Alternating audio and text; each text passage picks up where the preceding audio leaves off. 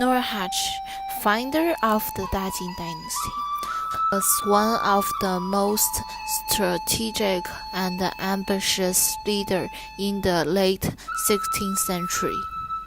Throughout his life, Nurhaci fought and won numerous battles, eliminated thousands of armies. During his time of governance, some of his most significant establishments were conquering of Jianzhou Poseidon, unity of the Period tribes, invasion Liaodong territories, and finally finding the Dajin dynasty. It's because his contributions, China enjoyed peace and great prosperity for the next 100 of years. 1559 BC, Nurhaci was born at the Hetuila tribes, which is the Liaoning province of China today. As a local commander's son, during his childhood, he lived a common life until his mother passed away when he was 10 years old. Life changed dramatically for a young Nurhaci. His stepmother is not particularly kind to him, so he had to learn to live under caution at a young age.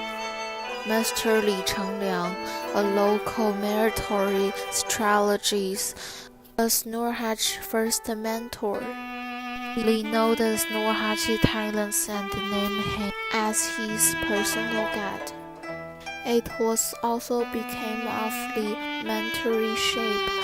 Nurhaci starting to learn the military strategies.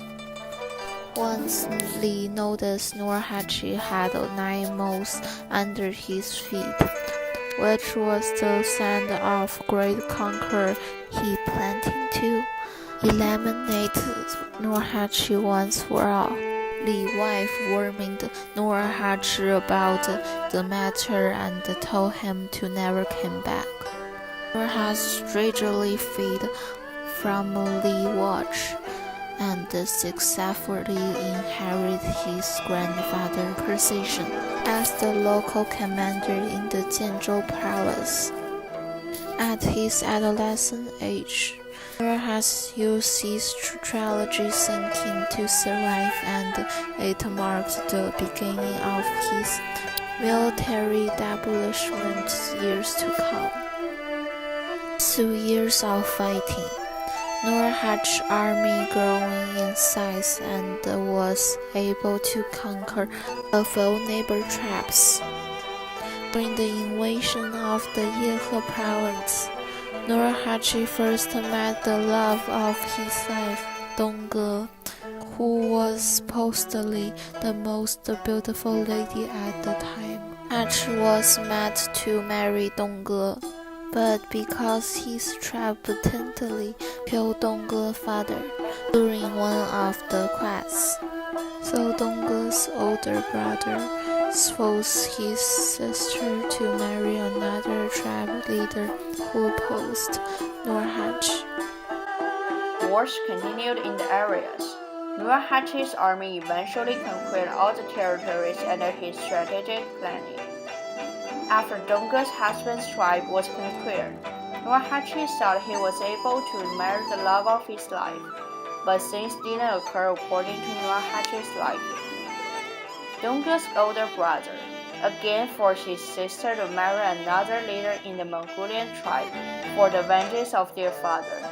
At this time, Nurhaci decided to give up the pursuit of his life. He knew clearly his army was not strong enough to face threat on both sides.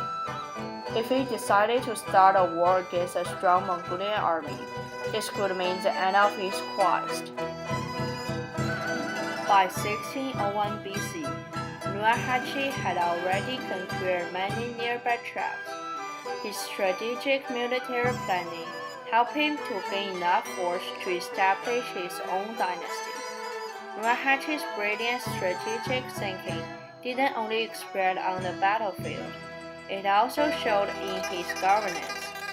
After his army grew in size, Nurhaci made a strong move in dividing his army into 8 different forces, which he called the 8 banners. The 8 banners consisted of 60,000 warriors. Each carried a different color banner: yellow, white, red, blue, semi-yellow, semi-white, semi-red, and semi-blue. This was never done before by any other military leaders during that time. The purpose of dividing his armies was to train each banner in a specific fighting skill, and also allowing certain amount of power to the general commanders so they stay loyal to Nurhaci, to prevent the general commander from overpowering. Nurhaci himself led 2 of the most powerful banners. This strategic move proved effective later on the battlefield, when Nurhaci declared war against the powerful Ming dynasty. Ming's troops outnumbered Nurhaci's forces 8-1, but it was because of the 8-banner system.